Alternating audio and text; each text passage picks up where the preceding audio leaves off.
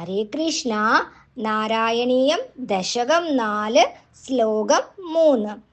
താരമന്തരനുചിന്യ സന്തതം പ്രാണവായുമഭിയമ്യ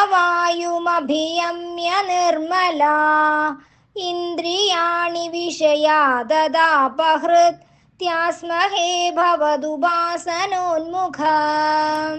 ഞങ്ങൾ ഇടമുറിയാതെ മനസ്സിൽ ഓംകാരമന്ത്രം ധ്യാനിച്ച് പ്രാണവായുവിനെ ഉള്ളിലടക്കി മനസ്സിൽ കാമക്രോധ ദോഷങ്ങൾ അകറ്റി നിർമ്മലരായിട്ട് ഇന്ദ്രിയങ്ങളെ അതിൻ്റെ വിഷയങ്ങളിൽ നിന്ന് പിന്തിരിപ്പിച്ചിട്ട് അങ്ങയെ ഉപാസിക്കുന്നതിൽ താല്പര്യമുള്ളവരായി ഞങ്ങൾ ഇരുന്നു കൊള്ളാം. അഷ്ടാംഗ യോഗങ്ങളിൽ പ്രാണായാമം, പ്രത്യാഹാരം എന്നീ 2 യോഗങ്ങളെ പറ്റിയാണ് ഇതിൽ വിവരിക്കുന്നത്. പ്രണവത്തെ ഉച്ചരിച്ചുകൊണ്ടും ബ്രഹ്മത്തെ ധ്യാനിച്ചുകൊണ്ടും ശ്വാസോച്ഛ്വാസത്തെ നിയന്ത്രിക്കുന്നതാണ് പ്രാണായാമം.